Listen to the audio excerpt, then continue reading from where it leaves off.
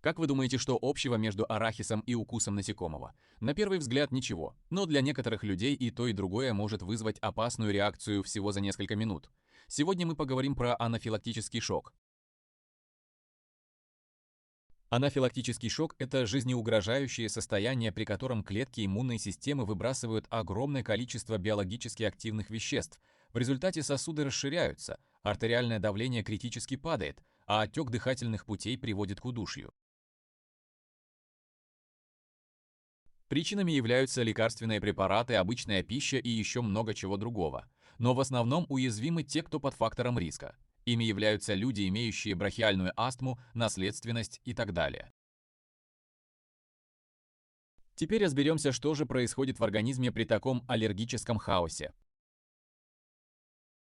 Бу, испугался, не бойся.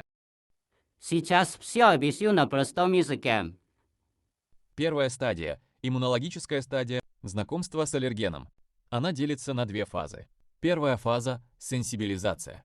Допустим, человек впервые съел арахис. Сам аллерген арахис попадает в организм. Что происходит дальше? Дальше его встречает макрофаг. Макрофаг – это уборщик и разведчик. Он первым замечает чужака, съедает его кусочек и говорит: «Ребята, у нас тут подозрительный объект». Далее сигнал отдается Т-хелперу. Это командир иммунитета. Он получает информацию от макрофага и начинает отдавать приказы. Приказ получают Б-лимфоциты. Он говорит Б-лимфоцитам: нужно сделать оружие именно против этого аллергена. Б-лимфоциты, в свою очередь, это завод по производству антител. Они превращаются в две клетки. В клетки памяти – это архив. Они навсегда запоминают аллерген. Если через 5 лет человек снова съест арахис, клетки памяти сразу его узнают. И плазматические клетки – это фабрика. Они начинают выпускать антитела. Главное антитело при аллергии – иммуноглобулин Е. Он приклеивается к поверхности тучных клеток. Получается, тучная клетка вся покрыта иммуноглобулином Е. Она теперь как заряженная мина. Я обвел это красным маркером. Но пока ничего не происходит. Вторая фаза – разрешение.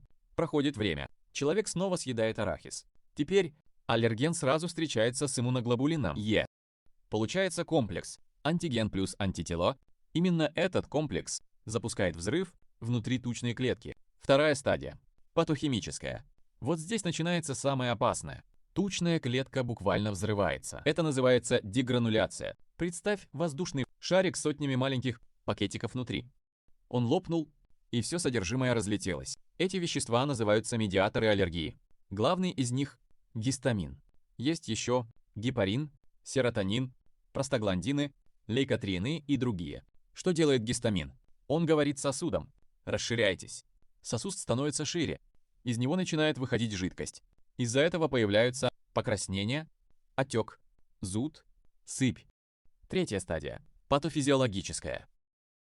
Теперь мы уже видим последствия, то есть не процесс внутри клетки, а симптомы у человека. Если медиаторы выделились только на коже, получится крапивница, красные зудящие волдыри. Если на лице, то появится отек квинки, опухают губы, веки, язык, щеки. Самое опасное – если опухает гортань. Человек начинает задыхаться.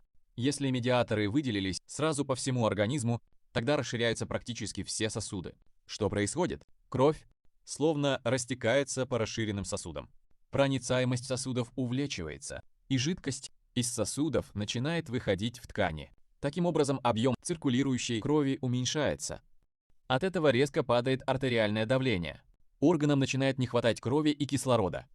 Возникает шок.